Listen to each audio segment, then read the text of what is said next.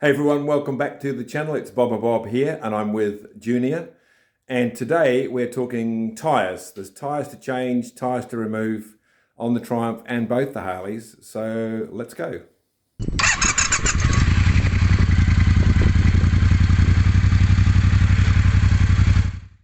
So we've got a front tyre for the Triumph T120, which is a Bridgestone Battleaxe BT46, which replaces the Pirelli, which they reckon's a better tyre than the factory stuff from Triumph on the T120. So I think this might be its first tyre change. It's got about 8,000 Ks.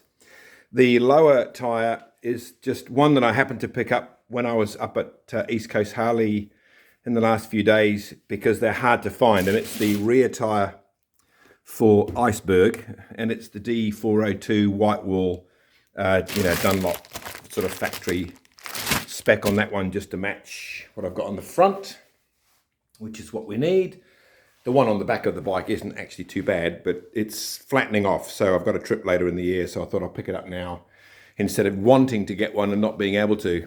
And I'll just show you the front of the Triumph. I've got what we call a warrant of fitness coming up next week, which is our roadworthy standard procedure here in New Zealand. And this is getting pretty flat or pretty worn. And it's not really the best tyre, but to be able to pass that test, I think this would probably fail. So I thought it's time to get a new tyre.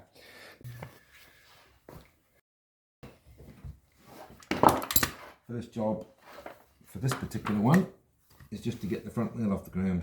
So, piece of wood, a piece of carpet, because I'm just very particular. Nothing wrong with that. Should find it pretty easily. We'll just tip it back until the back tyre looks like it's getting near the ground. That's it. So the bike is jacked up. I'm now going to undo the caliper bolts, again, just to get them out the way to make some room. And if you've got a T120, you might have the problem that I did, where these little grommet bungs don't quite sit in there very well. They keep popping out. So I've just popped a little cable tie just to sort of keep that home, and that sort of wire covers it up, doesn't make it look too nasty. And even that one I've just noticed, look, pops off, so they sometimes aren't the best. All right, let's get the socket size for those bolts. 12 millimeters.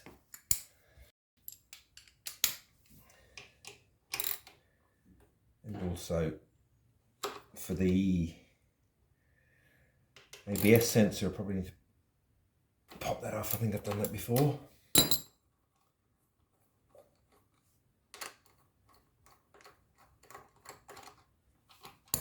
Oh, nice.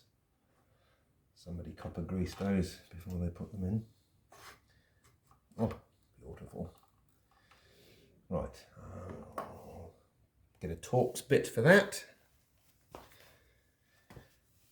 This is a T30. Hopefully you're enjoying the lighter content filming today. I've done a bit of a lighting upgrade to the Bob Cave with some great LED strip lights. That's right, that comes out. That's the ABS sensor, so we'll just let that dangle and we'll pop that in just to keep an eye on it.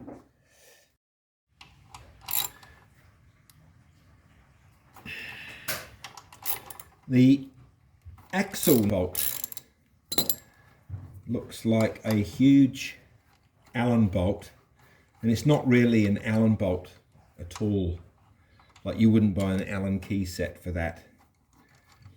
But what I did get, I'll show you in a moment, is a special tool from TSS Motorcycles, which is the Triumph dealer in this area, is this tool. It's like a multi-stepped turned Allen, oversized Allen tool, and it's a 17 goes in as far as it goes, obviously for the size you need. And then that one is a 19, so you just use the socket end on that to undo the axle bolt. We will undo those first with a small Allen. This is an H6, it's called, 6mm Allen head, just to nip the axle bolt. It's got a little clamp part there, so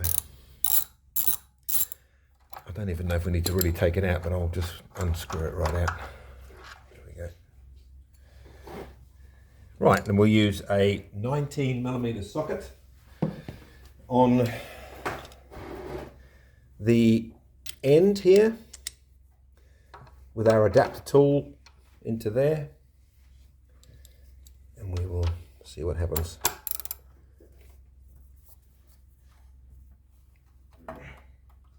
There we are, and that just unscrews.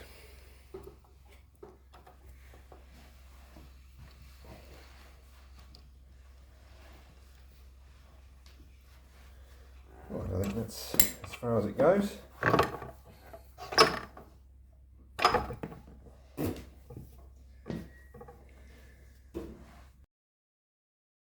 Now there's two spacers.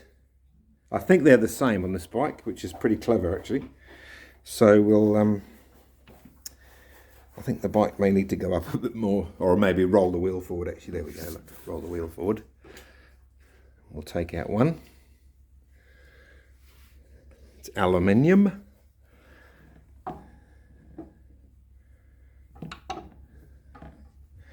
Which is aluminium if you're watching from the States. And we should be able to just roll this with the clearances carefully forward. Oh, look at that. Right, so here we go. Two wheels needing two tyres.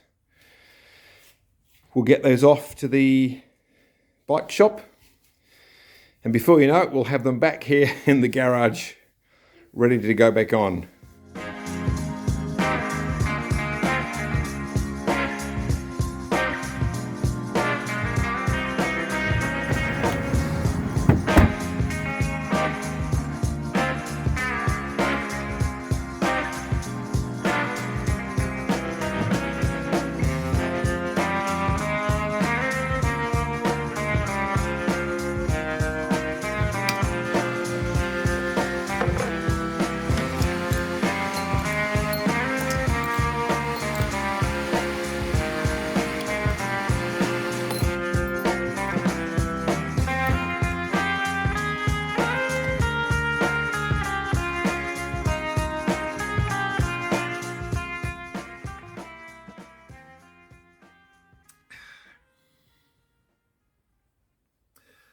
Well, the tyres are back. It's been a long day. I left in the dark early this morning. I get to the office early. It's just a good thing to do, then I can leave a bit earlier. So that was before 6 and it is the middle of winter, so it's just dark until like 7 in the morning. Took the tyres mid-morning across to the bike shop, left them with them for 2 or 3 hours. In fact, I didn't pick them up till after 3. And then brought them back.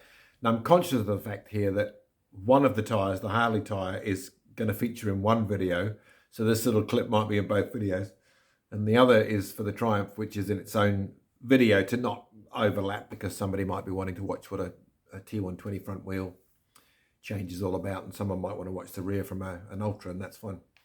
But we both happen to have done this at the same time, and of course, as I said earlier, we've got this one for later in the year to go on the back of the other Ultra, so that'll be a whole other exercise. So at this point, I've got my cuppa. I'm going to put the Triumph tyre back on, and if you want to diverge from this point and watch the Harley tyre being fitted, click here and we will get you off to that video to watch that one. Otherwise, stick with me for the Trumpy. and if this is the other video where it's vice versa, you can also click here to go back to the Triumph video. So it's all very confusing, but I'm sure we'll work it out. Let's go. So before fitting the wheel, just sort of quickly show you underneath. So I've given it a clean all through front to the back. And there were some very tiny little wear marks, or perhaps some little scrape marks or rub marks. And so I touched them up with a little bit of paint. Gave the caliper brackets and everything a clean with some brake cleaner. So it's all ready to go and looks nice. Now the thing I've just thought about is the direction. So there's an arrow, front use only with an arrow going that way. So this is, and it's also the ABS side. So that's what I need to know. Now I'll carefully lean that, and I'm going to take the shaft out. It's relatively clean, but I'll probably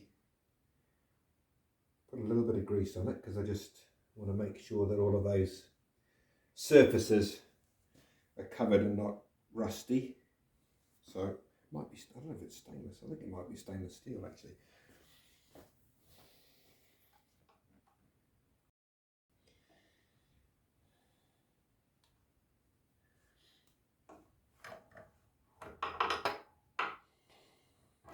There we go.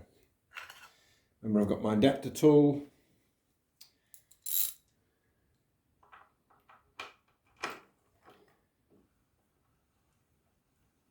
There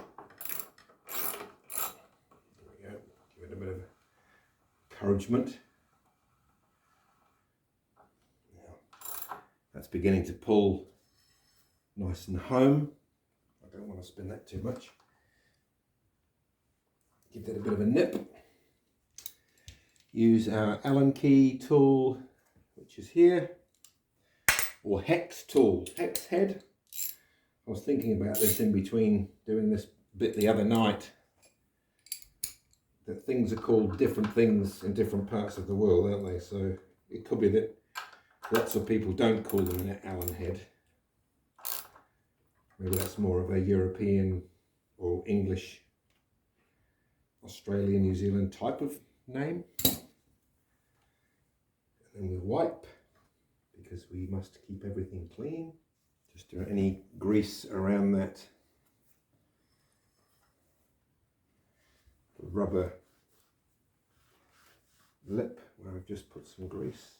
I think some of my habits are quite obsessive. But I guess for me, I think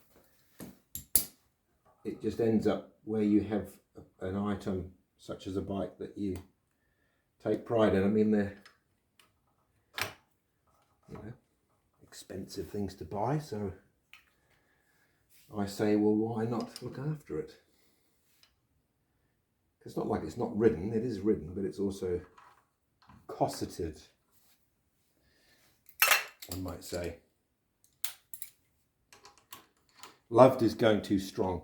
One of the things, I'm not sure if I've mentioned this before, but one of the things I don't do is like name the bike with a, like it's a person or a pet or a, I mean, this is, I suppose, called the Trumpet, but, and that's the iceberg, but it's just more of a name for the videos. Some people really get into naming their bikes, which of course is their choice to do so. Who am I to say otherwise? So this is the, as I've said before a number of times, the ABS sensor, which we'll just pop back into there. The putting back is very, very quick.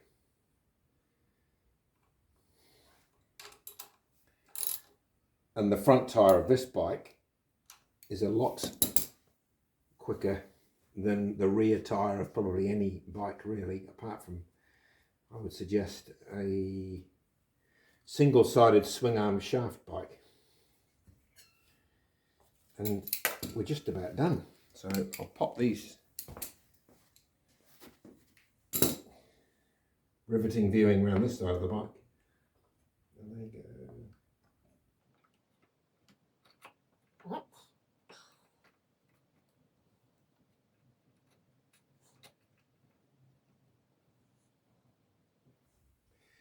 Now I seem to have a problem. This is not fitting.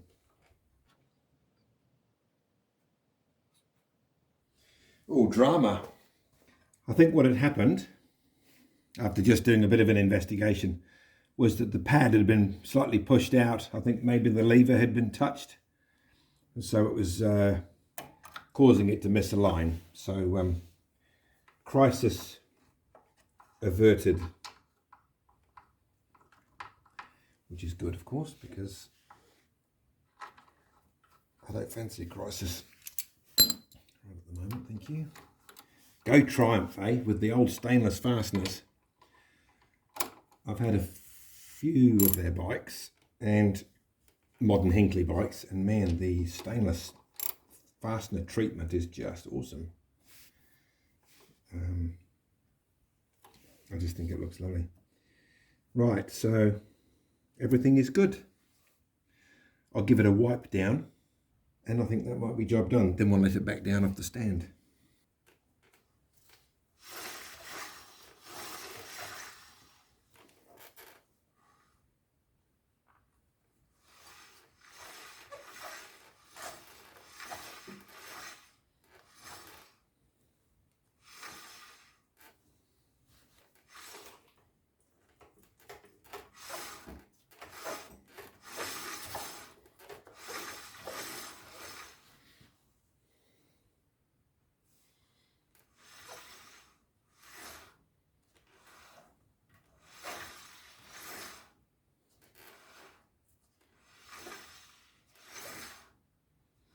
Seems a bit bindy. Not sure what that is. Because that's quite stiff there. Oh,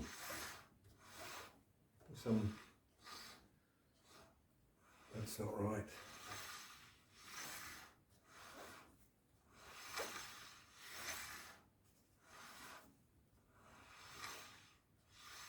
That disc has been bent. Right, that one seems pretty straight. But then if we come over to this side, look at that already. Look, you can just see it's... If I carefully move it, look at that.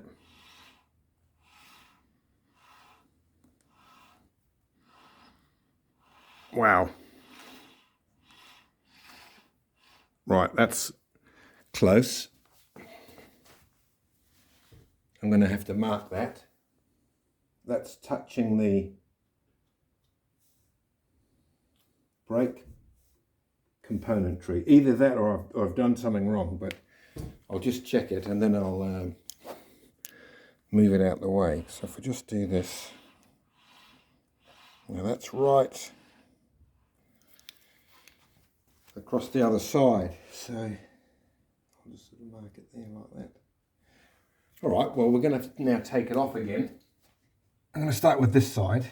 This is the ABS side. And that is absolutely flat. But when I flip it over to this side,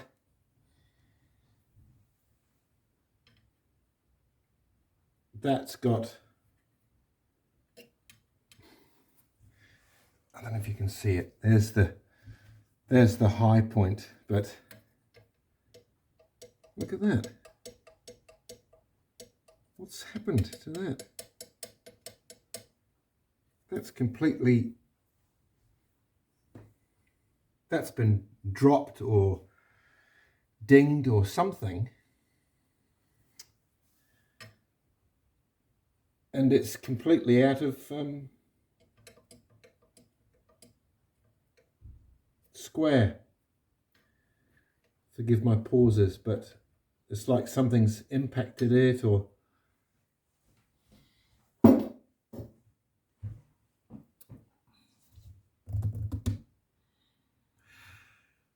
rang the bike shop, and they said to take it in tomorrow because it's now after 5, which is fine. But I've had this funny, sneaky feeling come across me that I dropped the wheel, and it's this bit right here. Forward. Oh, look at that.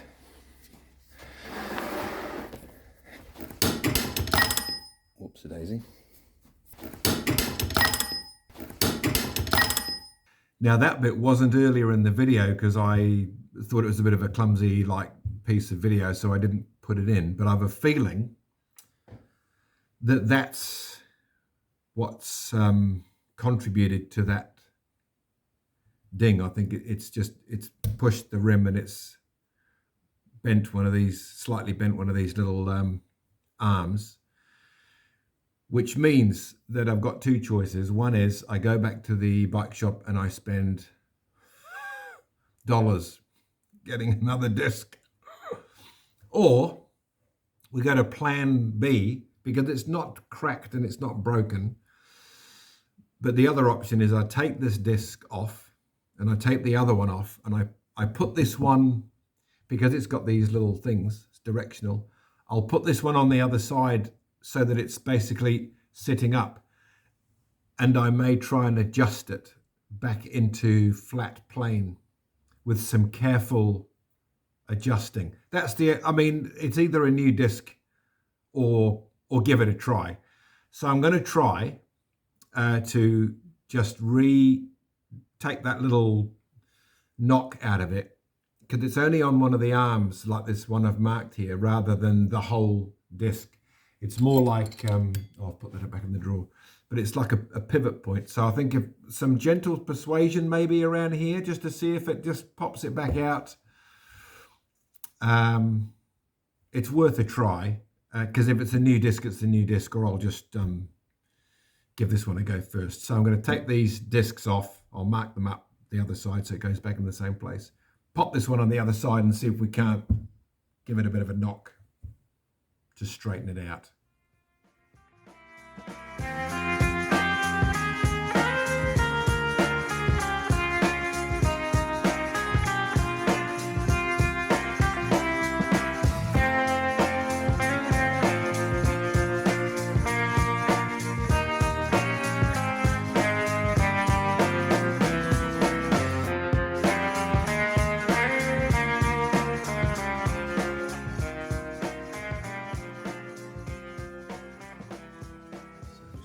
On without any Loctite, we'll just put it straight on.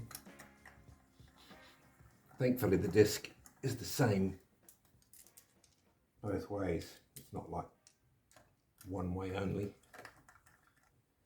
And I've marked the bit that's a bit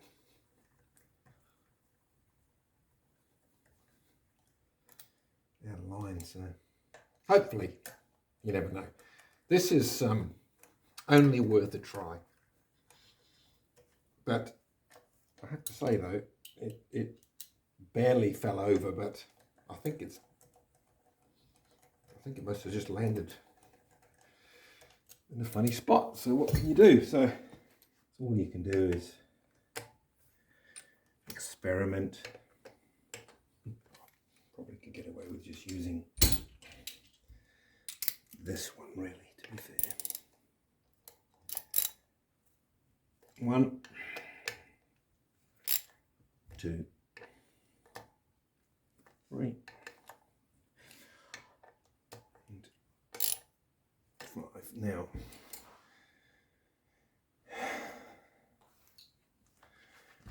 I might put this one on. Oh, I'll just pop this. I'll pop this in. I don't really want to put the wheel on. The brake, because I don't want to knock it from the other side and then potentially bend this side as well. I can't find my feeler gauges, so that's the high point there. So I'm going to just Take a chance, as they say. Oh, actually, I think that may have... Oh, goodness. I think I'll stop while I'm ahead, because that's absolutely perfect. Well, I could not have... I don't think I could have planned that with any greater amount of accuracy.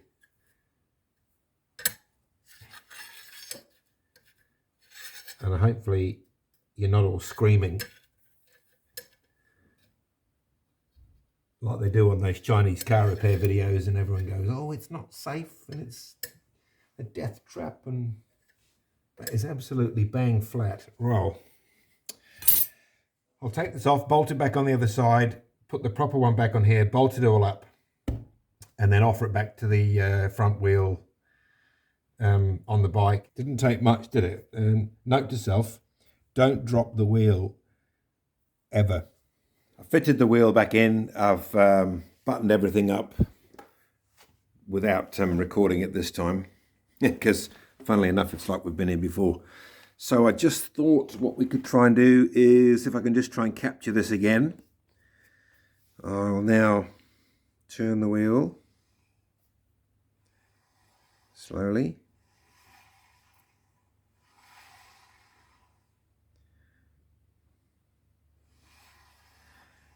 Straight. Really nice. And of course this was the other side, which was straight. It's a little bit dim, sorry.